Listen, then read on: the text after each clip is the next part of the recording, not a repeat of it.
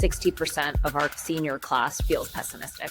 What would you advise they do? Networking has actually become sort of re-emerged as even more important because there is so much AI in both the application process and in the screening process. So I would tell students who are not doing that, if you're not having any luck, you need to be doing some networking. You need to familiarize yourself with how AI is used specific to the roles that you are applying to. Use the LLMs to help give you suggestions of the type of products or services that are being used within your particular discipline or professional domain. The number one skill that I think students must have in an AI economy is judgment.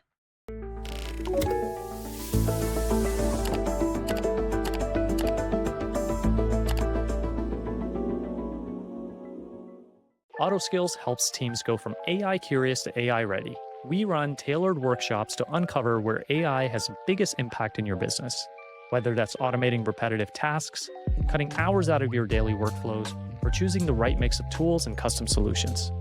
It's practical, hands-on, and built to get your team using AI for work that matters. Book your free 30-minute AI readiness audit at autoskills.ai. Picture this. You walk across the stage, diploma in hand, and the world expects you to land a job fast. But the hiring rules have pretty much turned upside down. Algorithms, AI workflows, and new role definitions now sit in between you and these massive amounts of opportunities. That can feel unfair. Or it can be your advantage. Today on our podcast, we have Christine Cruzvergara, Chief Education Strategy Officer at Handshake, the platform that connects millions of students with employers. Christine's work is simply massive in impact. Her job description is basically scaling real career education so every student can get a meaningful experience. In our conversation, she explains how Handshake is using fellowships, employer partnerships, and practical AI training to create pathways for senior students, and graduates. And more importantly, she talks about what employers actually want from entry-level hires, why your first job should be treated like an internship to expert pipeline, and how to use AI the right way to boost your learning. You'll leave this episode with 3 clear takeaways: how to reframe your resume to showcase your learning potential, why networking has never mattered more, and how to build a kind of project experience that stands out even when AI is the first to review your application. Christine, welcome to the show. Thanks for having me. Excited to be here. Super excited to have you on. So before we dig in, I would love for you to introduce yourself, maybe give a little bit of context on your background and everything that has led you to where you are today, and then also more about what you're working on today. Amazing. Well, my name's Christine Cruzvergara. I'm the Chief Education Strategy Officer at Handshake. I've been with Handshake for almost 7 years now, and I've had the opportunity and the privilege of building the education side of our business, which essentially means that myself and my team partners with over 1,600 universities and colleges across the U.S., 2-year and 4-year, to really help ensure that they are able to help their students get their first internship and their first job and really kickstart their career in a really powerful way. Prior to Handshake, my whole first decade and a half of my experience was in higher education. So I always say I worked at all of the Georges in the DC area, GW, Georgetown, and George Mason. And then I went up to Boston and served as the associate provost for career education at Wellesley. And so my background in higher education and specifically career education very much informs the work and the partnerships that I have now at Handshake. I'm curious what inspires you, what motivates you. I believe I read somewhere that you're a first generation college student, and I am as well. As something I'm very passionate about talking about. But is that part of what inspires you to work on what you're working on?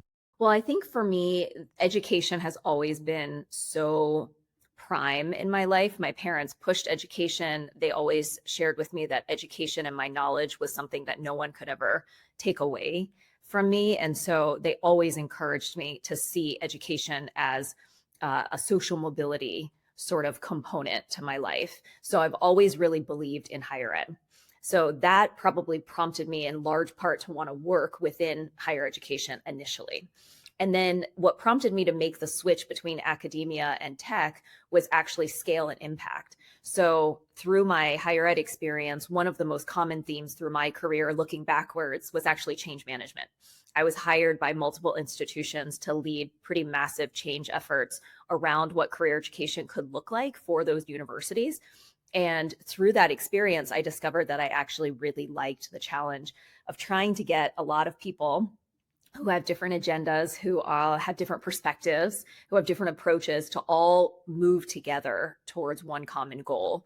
And the opportunity to work at Handshake was immense in that I would have the opportunity to help do that at a much larger scale to impact millions of students instead of just the thousands within one institution. Love that. Thanks so much for sharing. So you described a little bit of what Handshake does, specifically in regards to connecting students with internships and job opportunities. What else does Handshake do? And also, we're going to talk a lot about AI. This is an AI podcast after all.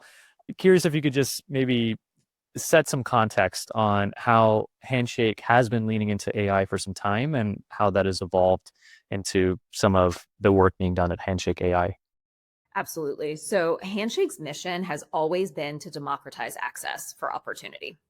And initially, we did that by being an internship and job board that connected students to those opportunities, whether it was internships or full-time work. And then as we grew, we discovered that we were getting young alumni coming back to look for their second job or their third job as well. Now, fast forward, you get to sort of AI. And earlier this year, about 9 months ago, we stood up a new arm of our business called Handshake AI because we recognized that there was a lot of opportunity and a lot of new gig and contract work that was starting to emerge around the AI space. And we wanted to figure out how can we continue to democratize opportunity for students so that we are truly preparing the next generation of talent for the AI economy. So to us, we still see Handshake AI as an extension of our original mission to democratize opportunity, because this is where the opportunity is now. And we need to make sure that we're helping as many students to have those skills to go work in positions and roles where AI is going to have some component to it. Even if it's not a technical role, even if the role itself is not AI specific, every industry, every role is somehow going to be touched by AI. And we know that employers are looking for that talent. So let me back up and actually explain what Handshake AI does.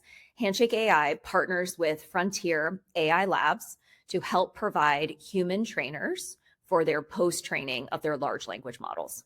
And we primarily at the moment work with a lot of graduate students, master's and PhD students who have deep domain expertise. And they actually help to push the boundaries of what the LLMs know and can accurately answer. And when they can't answer those particular questions, because our humans are still smarter and still have more expertise, they help to provide what those accurate answers are. And so they are literally shaping what the technology looks like. They're shaping the frontier and future of AI for their field or for their discipline. And this is across every area. So we're not just working with people in computer science or people who are specialized in AI. We're working with people who know music theory or who know education or are experts in chemistry or biology. So it's actually across every discipline. And the beautiful part about this is once a fellow has gone through our fellowship and has worked on some of these projects, they emerge having a much better understanding of the limitations of AI, of how it learns, of how you teach it, and also of how humans work alongside it. And that makes them a more competitive candidate for the different various types of jobs that they apply for. That's super interesting. So I want to dig into the fellowship a bit more and how you take these domain experts, these graduate students, PhD students, and how you get them ready for the context of providing their expertise in the context of post-training for models. What is the fellowship and what types of things and topics do these students need to learn about in order to be a good fit for those types of roles at the frontier lab companies? Yeah, it's a great question. So first and foremost, you have to have actual domain expertise and knowledge. So we are looking for people who are truly experts within their major or discipline area. So that's first and foremost, you have to actually have that. The second is we actually do put them as part of the application process through training, where our training and development team provides them with knowledge around the basics. So some students, let's just take a music theory student, knows a lot about music theory, but maybe doesn't actually know anything about AI. So first, we have to actually help inform them of what are large language models? How do they work? How do they learn? What is pre-training versus post-training? How do you quote unquote break a model or stump the model? What does that look like? What are examples of what that looks like within different discipline or domain areas? So they go through a full training to actually learn those basic components first. Then we actually have them do a practice task, which allows them to practice all of this new knowledge that they've just gained and combine it with their domain or discipline knowledge. If they pass that practice task, then we sort of consider them like on the bench. They're now ready to potentially take on a project when a project emerges and is available within their domain area. So some students will go through the application process, they'll go through the practice test, they will pass it, and they will wait because maybe their domain area isn't one that the labs have yet asked for, or there isn't an active project at the moment. So they might wait a few weeks, they might even wait a few months.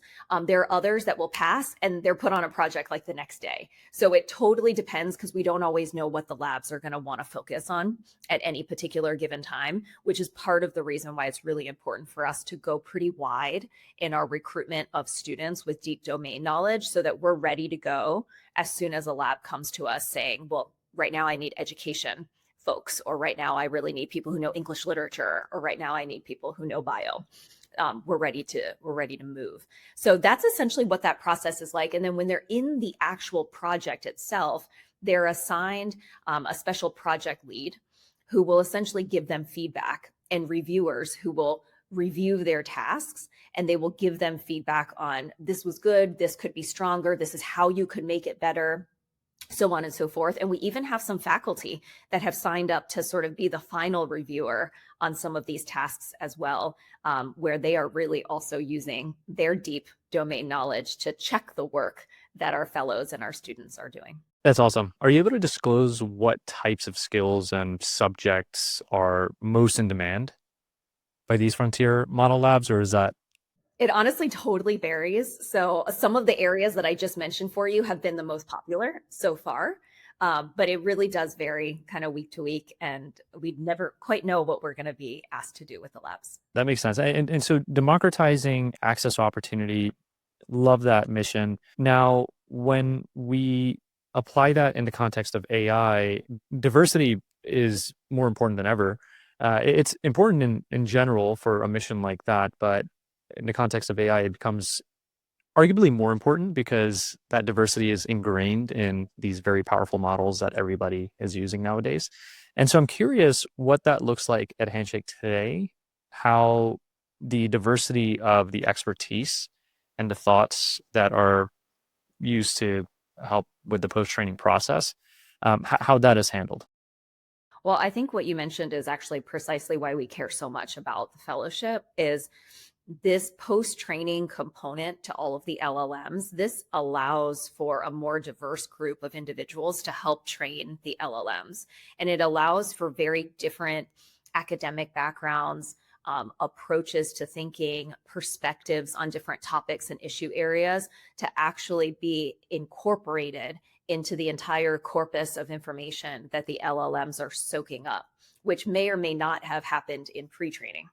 And so we love the fact that we work with 1,600 different universities and colleges because that innately ensures that we actually have a very diverse pool of talent that we are drawing from. And because we are not just looking for certain discipline areas, but rather majors that some people would never assume would be asked to help train models, we're really truly able to get diverse backgrounds, diverse academic approaches, diverse communication styles. All of that perspective is incorporated into the work that we are able to then send back to the labs, which in turn helps all of us. It helps to make the LLMs that all of us use on a daily basis that much more well-rounded. Yeah, it makes a lot of sense, and really appreciate the focus on diversity at the core. I want to make a slight pivot here and discuss a little bit less about the graduate students and PhDs who are working with the foundation model labs, and more about just the student body in general, right? Like, especially undergrads nowadays who are navigating arguably the most unpredictable job market and evolving job market that I've ever seen. What is the sentiment like? And I know Handshake has published a couple of AI reports, which I read through. One was the Workforce Outlook report, and the other one was specifically based on computer science majors. And we'll link to those in the show notes as well. But I'm curious, what are you seeing amongst the general student body and how they're thinking about AI? I know the reports talk about this a little bit, but are they in general more fearful of the future as a result? Are they more optimistic? How are they maybe responding? Well, the reality is the current seniors today are feeling more pessimistic than ever. 60% of our current senior class right now feels pessimistic about the job market. They recognize how competitive it is. Our job postings, which mirror the general job trends in the country overall, show that entry-level postings on Handshake are down 16% this year compared to last year, but the number of applications per job is up 26%. So less jobs, more people applying makes for a very competitive environment. And that does impact the sentiment that seniors have. They feel nervous, they feel anxious. When it comes to AI, a lot of them do feel like AI is having some impact on this job market. They also fully recognize that the government, the economy, the marketplace, right, all of those things kind of come together at a pretty unfortunate time for them since they're graduating this year. But AI is certainly one of the factors that many of them are looking to, and certainly the computer science students. Yeah, and this echoes just my empirical understanding of how either college students right now or recent college graduates are feeling, especially in the computer science space. And so that begs the question, what would you advise they do? Right? I don't think anybody knows the right answer here. But as somebody who has been plugged into this space with a very unique POV, I'm curious, what do you see in the students that end up having the ideal outcomes here? And what suggestions might you make to students in general to make the most of a really difficult situation? So, for students in general, there are a few things that I would say. The first is to remember that your first job is not your forever job. So, first is managing your own expectations around what it is you're going to be getting. You're not looking for perfection. You are looking for a first job that is going to give you some learning. You are going to gain some skills, and you are hopefully going to build a little bit more of your network. That's it. So manage your expectations in what it is you are actually looking for and trying to connect with. That's the first part. The second part is, are you doing all of the things that can actually set you up for success? So funny enough, ironically enough, with more AI, there's even more of the job process that has kind of actually gone back to probably, Haroon, when you and I were in school, which is the importance of networking. So you have to actually spend the time to build your network. Handshake's a great place to obviously do that.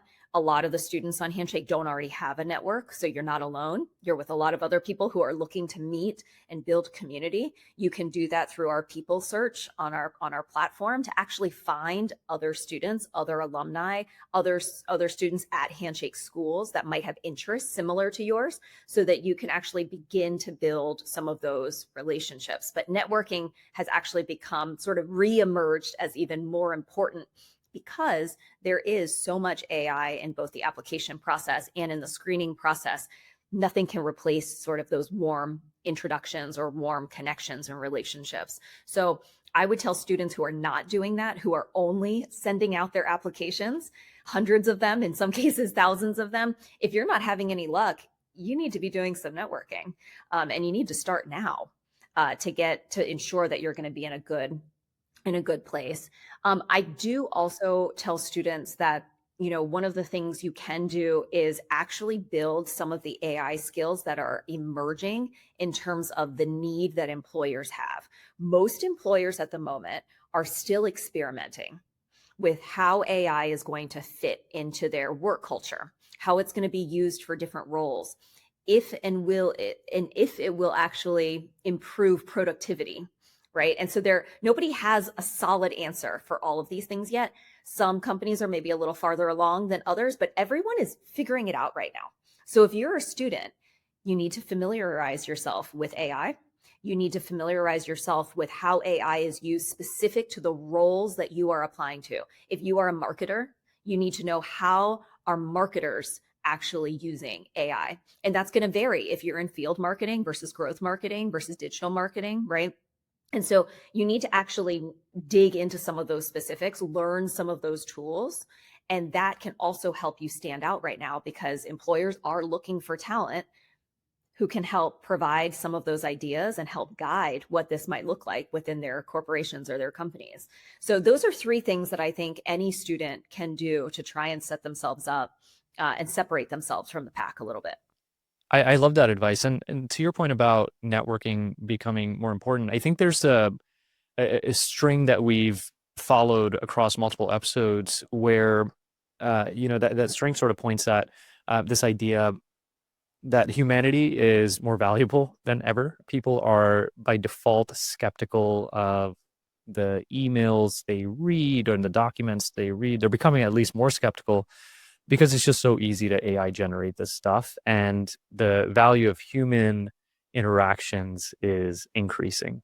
And I think networking and building those personal relationships is definitely, to your point, feels more important than ever. Also post COVID, just like in person events, and the people are really still craving that.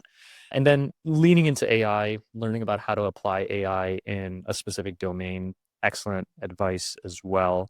A lot of employers are excited by the idea of having young folks who are fresh out of college and up to speed with all of the latest tech and how to apply this technology.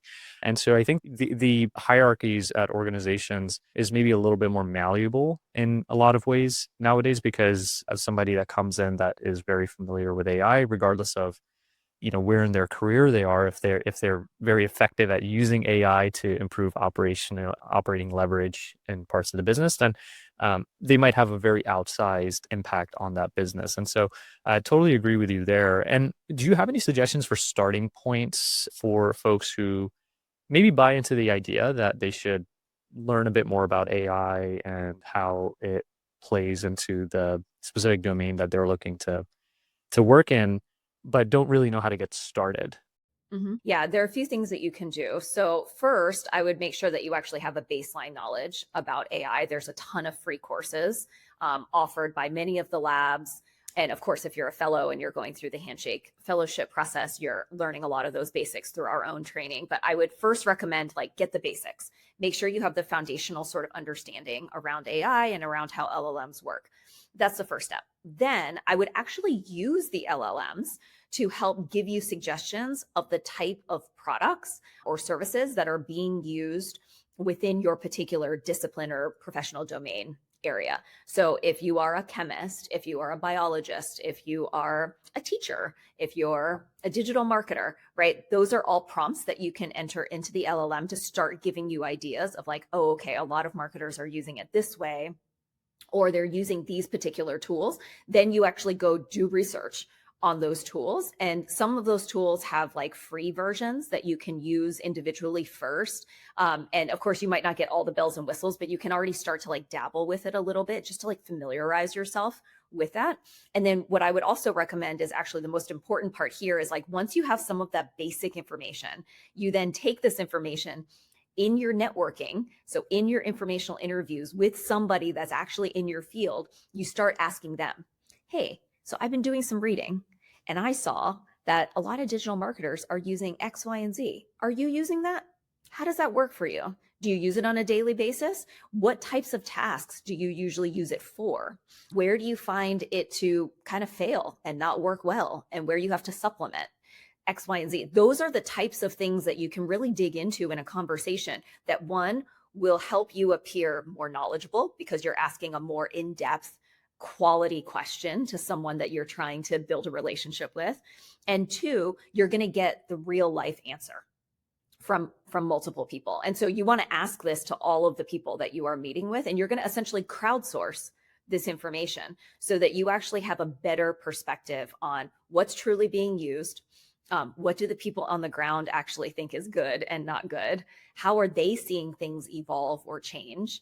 And it gives you a sense of how you might need to talk about it in an interview, or how you might want to better position what you have on your profile or in your resume, those types of things. So I've definitely had multiple students reach out for informational interviews for myself, and also for multiple members of my team who have done just that. And I think it's been really eye-opening for them to sort of see. I have one team member in particular who's constantly building AI agents for the rest of the team to help try and increase our productivity and efficiency. And it's fun for folks to be able to see, okay, let's try it. Let's see if it works. Let's see what parts work and where we still have to tinker with it and edit and add in our own voice. I love that.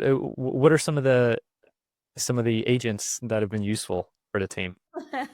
Well, I don't know if my team would agree with all of my answers to this, but I think some of the one of the agents that I think has been particularly helpful is actually one that helps to synthesize all of our notes. We take copious amounts of notes when it comes to all of our on-sites, all of our meetings, all of our exec workshops that we host, and to be able to synthesize a lot of that into a very succinct executive brief that our relationship managers have to elevate up to the C-suite around a particular account or a particular partner is very, very helpful, because it can help us to sort of distill between signal and noise very quickly, whether that's a sentiment issue, whether it's product feedback, whether it's something else that we need to be addressing with that, and to be able to then get all of those themes in a really fast way. We also host a regular we call it a voice of customer survey 2 times a year. We kind of consider it our report card, if you will. And so having an agent that actually helps to synthesize some of that information,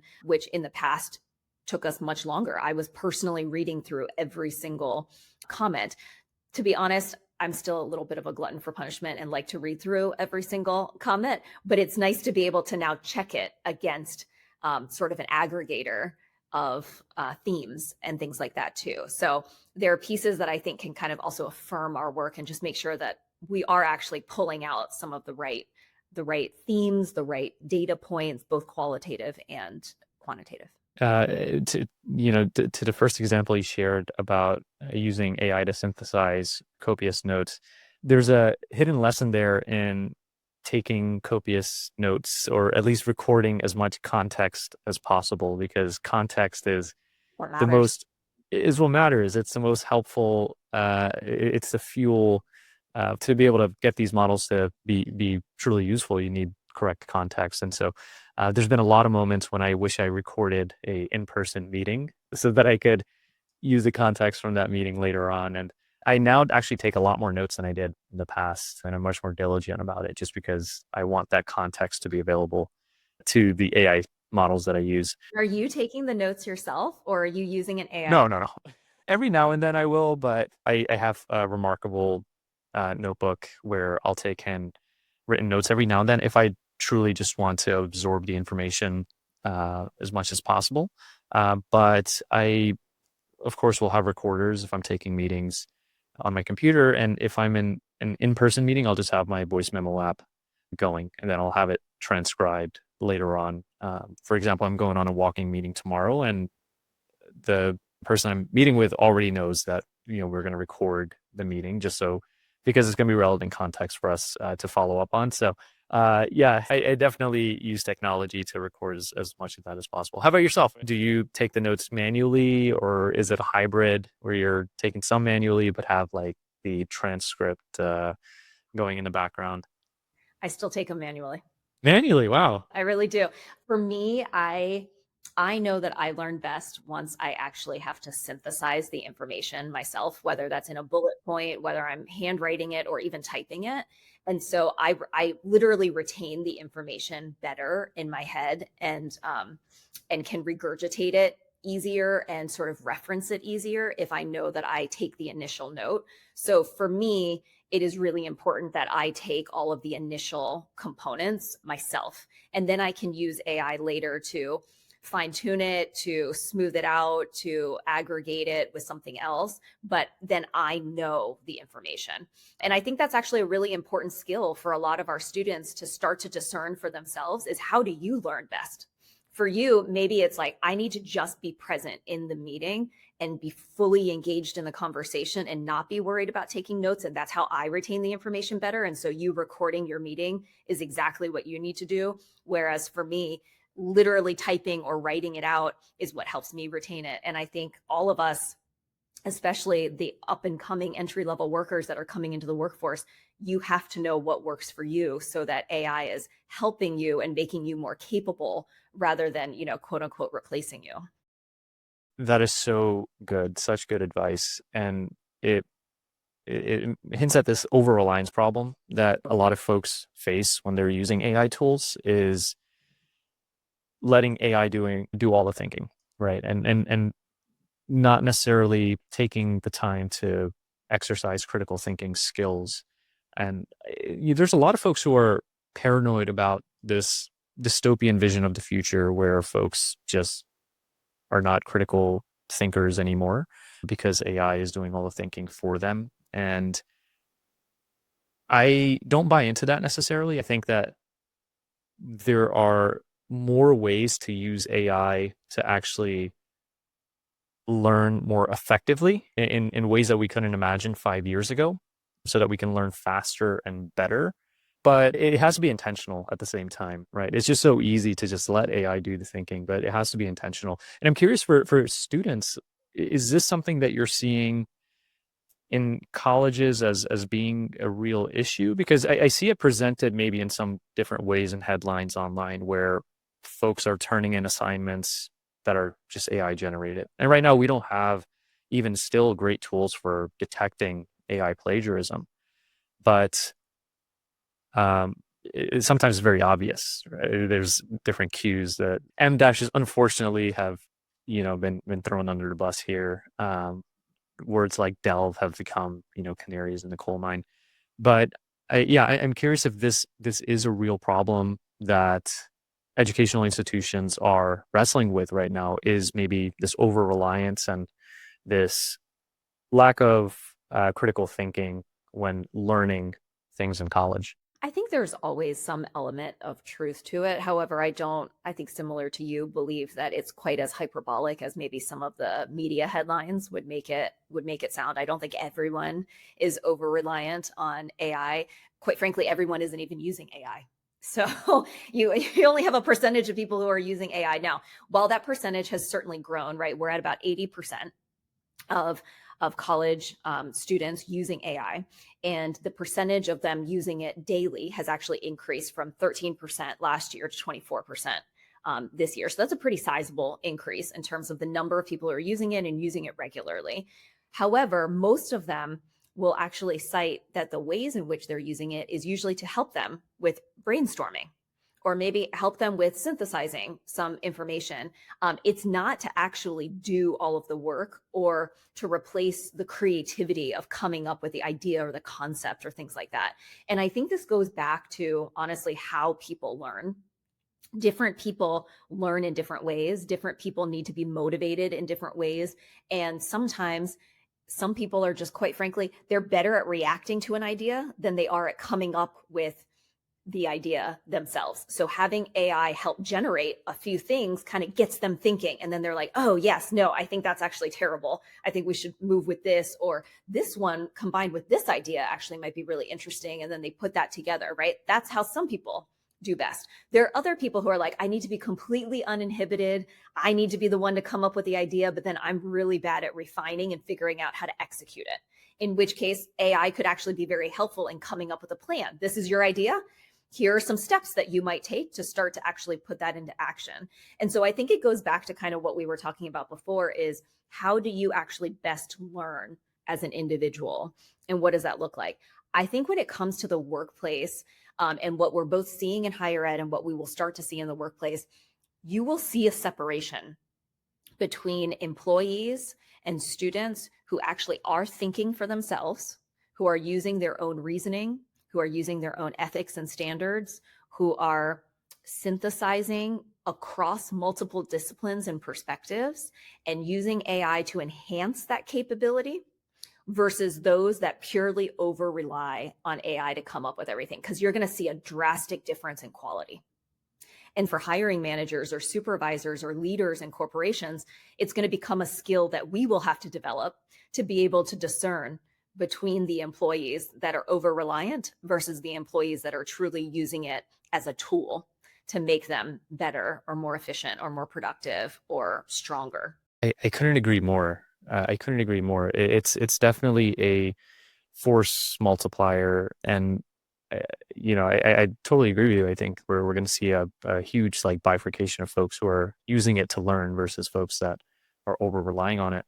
What are some ways that folks might be assessing that today? And one way that feels obvious is doing in-person interviews or doing assessments in class where folks are required to, I don't know, be on the spot, not in front of their computer, and providing their responses.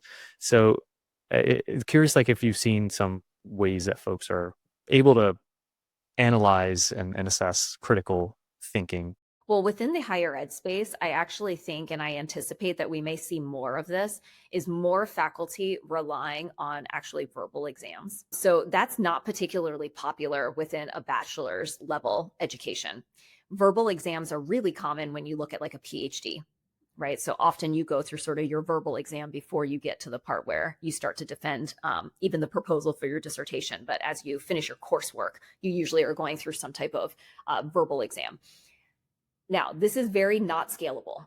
So I don't quite know how higher ed is going to tackle that piece of it, but I have heard a number of faculty and honestly folks on different podcasts who have started talking about this might actually mean that we're going to go back to more of this verbal exam type format where it really tests a person's ability to communicate their ideas, to pull things together. Maybe they're prepping and actually doing their study guides and their preparation in AI. Maybe they're actually using that for that. But once it comes to the actual exam, have they actually retained the knowledge? Do they know it? And are they able to use it and apply it?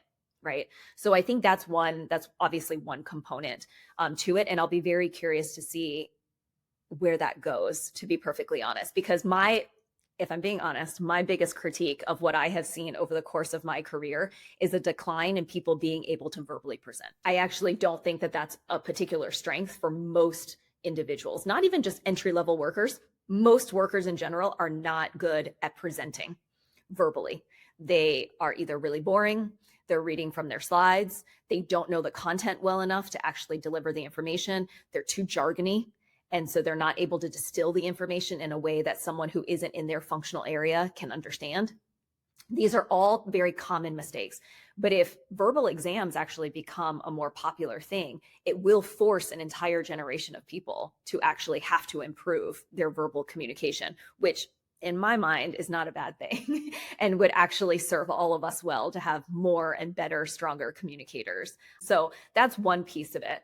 Other than that, I do think there's a lot more applied exams. And so you see that in the sciences, you see that in labs where people are taking the knowledge that they've gained and they have to actually do something with it. You kind of see this with some employers in terms of more of the case style interview. That was always really popular in management consulting, but you're starting to see more and more employers across different disciplines or industry sectors adopt sort of a case style interview where they are essentially looking at how do you apply the knowledge you have rather than just tell us what knowledge you have. Fascinating. Do you have any tools that you use to maybe practice skills like whether it's public speaking or otherwise, just reinforce your understanding of things? Or is it everything kind of in ChatGPT or Claude? I know Notebook LM, for example, is a tool that a lot of folks will use to actually learn things, like actively learn things in personalized, customizable ways. I'm curious if there's any tools that you've stumbled across that have been helpful for developing true understanding of things. For me, I primarily have focused on ChatGPT and Yeah. Claude. Those are the two sort of most common for me. However, I know the founder and CEO of a tool called Udly, which actually is specialized for public speaking. And so I have actually tested his tool, and I know many students who actually have had a lot of luck improving and getting more comfortable with their public speaking. He literally built it to help people with their verbal communication. And so that was the purpose in which he started Udly, and it's a pretty neat tool as well. So I would encourage folks to check that out too. Usually, okay, we'll link to that in the show notes. I'm gonna have to Google the spelling for that. I can spell it for you. It's Yoodli. Okay, easy enough. Very phonetic. Okay, so I want to change topics very slightly here. And one of the never-ending debates that have been going on for so many years is whether AI is going to create more new jobs than it's going to replace in the future. I know it's still too early to tell because people are still trying to figure out how to use this technology, but what are the tea leaves saying right now? Are there new jobs that you're starting to see that folks are hiring for that are specifically created as a result of large language models? And if so, like, are there many of them? I mean, perhaps I have a lot of faith in humanity, but I do believe that we're a creative bunch and we will figure it out. And we, in fact, will end up creating more jobs as a result of what AI can do. So I do probably have overall optimism that the number of jobs created will surpass potentially any number of jobs that will be replaced. But as you said, it's early. So we'll see how that pans out. I think when it comes to any new jobs that have been created, to be honest, I mean, one of the new jobs that's been created and actually is in high demand is literally our fellowship, right? So like human trainers, that is purely a completely new job that did not exist 5 years ago and is now one of the most popular contract positions that is growing in the United States and actually pays pretty well. At least if you're working on the Handshake AI Fellowship, we pay very well. I can't speak for all companies that are employing human trainers, but for us, we're able to pay these domain experts anywhere between $80 to $150 an hour. So if you're someone who is looking for gig work, you're looking for contract work to supplement while you're going to school or to supplement a part-time job that you have, this is something that actually is not only lucrative, but challenging you intellectually. And so this is, I think, a great example of something that has emerged onto the market that when I was talking to some of my higher ed colleagues just in March, right? So what, like 6 months ago, I'm explaining to them this new Handshake AI, what we're going to be doing, what we're going to be providing. The sheer majority of them at that point had not even heard about some of these types of roles. They had a lot of questions around, well, what is it? What are they going to be doing? How do you structure this, right? Because it was so new. You talk to people today, and the sheer majority are very familiar with it because it's actually grown that quickly. So I think that's one example of something that we're already seeing. Now, is this going to become a full-time career? Probably not. But are we going to see other contract roles continue to emerge? Potentially. And I think when it comes to how is this really changing full-time roles that we will see within organizations or industries, that I think probably need to wait another 6 to 9 months to really start to see what's coming and what's emerging from that. It's still a little too early to tell as people are experimenting with their existing positions, but supplementing with a lot of the AI tools to try and figure out what that right balance is. Got it. And now shifting the focus from companies to educational institutions, what are schools doing to bridge the knowledge gap that students might have between now and the evolving job market as it pertains to AI? Are you seeing a lot of colleges leaning into AI literacy and upskilling some of their students? Is that something that maybe there's this nascent and still developing? It's a very timely question. So we are certainly seeing more and more schools pay attention to needing some type of AI strategy for their institution. You have some schools who moved on this early. So you have, for example, an Emory University in Atlanta. They moved on this pretty early, and they actually hired AI experts for each of their discipline areas to be hired and embedded into their majors. So it doesn't matter if you're an English major, philosophy major, econ major, you've got a faculty member within your discipline that also specializes and is an expert in AI within that domain area. to ensure that every student graduating from Emory is going to have some level of knowledge around how AI is used for their area. It's pretty impressive. And for an institution that I'm sure most people are like, oh, I would have just thought of Emory as sort of a typical liberal arts institution. I think this was a really amazing project on their part to kind of get in front of some of these things. You have other schools that have created centers for artificial intelligence or for Gen AI, and they are creating centers of expertise that are cross-disciplinary. You have others that are starting to create courses, whether it is supplemental to the major or a whole major in and of itself. So you're seeing a lot of different approaches start to emerge across many institutions. It's becoming more and more common for schools to actually hire a chief AI officer within the president's cabinet to actually help inform what this might look like for their institution. So I think over the course of the next couple of years, you will actually see more and more of this proliferate into the higher education space. So besides Emory University, I think that example is great. And I feel like that's an ideal aspirational example for other colleges to aim for as well. What is the interaction model for students with those AI domain experts within their subject of study? Is it basically like they're available for office hours, or yeah, I'm curious like what the mode of engagement is there At Emory specifically. at Emory specifically. I only know a little bit, so I don't want to overspeak or overpromise for Emory. But my understanding is that those faculty members are teaching courses, they're doing research. Of course, they have office hours as well. And they're also helping to collaborate with their fellow faculty members within the discipline areas to find ways to also embed AI learning into different courses so that it's not just them, but rather it's more infiltrated across the different disciplines. And of course, that varies a bit, kind of major to major, but that's my understanding of how they've been able to truly integrate this at a much deeper level. Got it. Very cool. And we'll try to find some articles about it as well and link in the show notes for folks that are interested. I'm certainly interested in learning more about that too.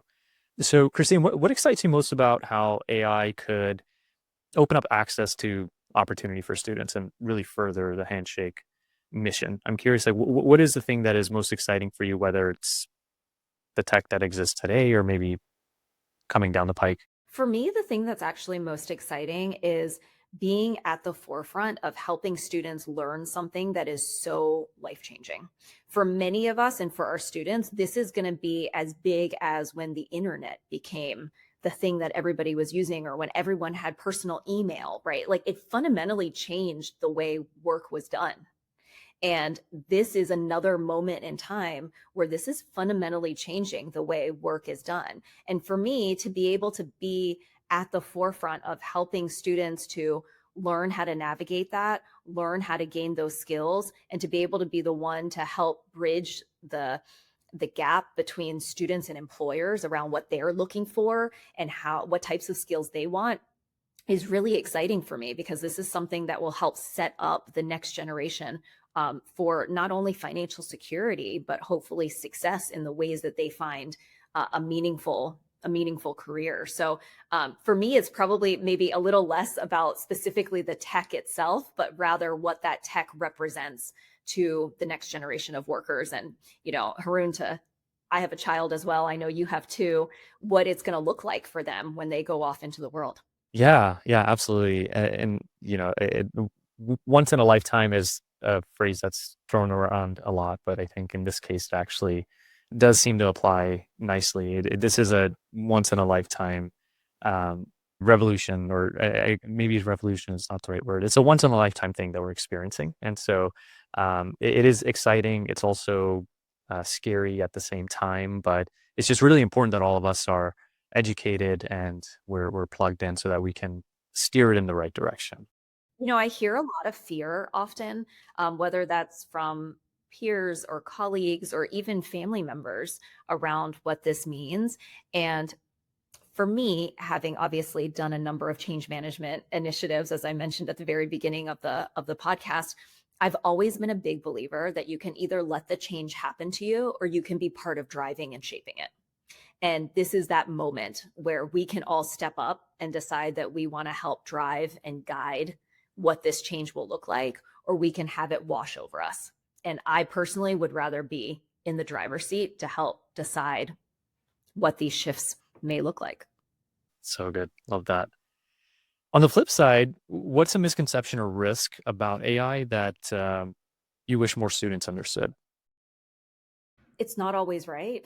I mean, that sounds so basic, but the reality is it is not a person and it's not always right. I think those are the two things that I have certainly stressed to my own son as he is coming of the age where they are going to be learning more about AI and how to use it in class and things like that. AI is not a replacement for human interaction. It is not a replacement for human beings. So you still have to have a community of people. You still have to have a network. You still have to have friends. You still have to have family. That is all very, very important. I think it is critical that people, especially students, understand that AI is not a human being and cannot replace true human interaction, connection, relationships, not a substitute. I feel very strongly about that. And the second is AI is still learning. And so at no point is it going to be 100% fail proof. And that is literally where your critical thinking has to come into play. Your discernment has to come into play. The number one skill that I think students must have in an AI economy is judgment. You must have judgment. And in order to have judgment, you have to be able to have enough critical thinking to know when you need to question something, when you need to find another source, when you need to ask for the source, and when you need to check up on things on your own. So I think those two things for me are really big for folks to know. So very well said. And last question for you. So if you were to imagine, let's say a graduate, let's not go too far into the future because it's just, it's just so hard to predict what's going to happen even a year from now. But let's say you're imagining the class of 2028 and the ideal AI ready graduate. What stands out to you about how they think or work or study? What stands out about this graduate that you would really categorize as AI ready? And maybe 2028 is too late. I don't know. That's an arbitrary year. Maybe it could just be next year, 2026. I think for me, the ideal candidate is someone who has the foundational knowledge around AI, does have more discipline or professional domain expertise around how to use it for their functional area, but then more importantly, has high EQ, has strong communication skills, knows how to do sort of conflict management, understands people dynamics, and is persuasive. I think that's the profile of someone who kind of has both what we need in terms of hard skills and soft skills. And I think those soft skills in particular is what will help that person advance. The hard skills are likely to help them get that initial job, but the soft skills is what will actually separate them into advancing as a leader within their various organizations.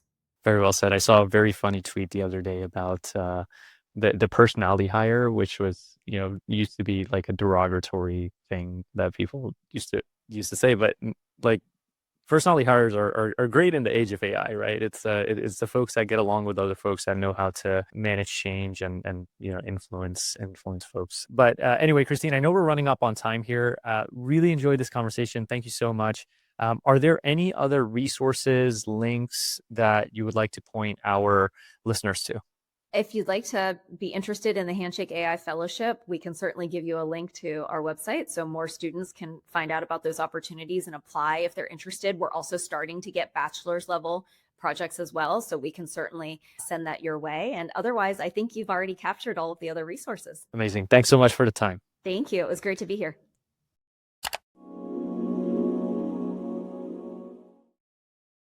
AutoSkills helps teams go from AI curious to AI ready. We run tailored workshops to uncover where AI has the biggest impact in your business, whether that's automating repetitive tasks, cutting hours out of your daily workflows, or choosing the right mix of tools and custom solutions. It's practical, hands-on, and built to get your team using AI for work that matters. Book your free 30-minute AI readiness audit at autoskills.ai.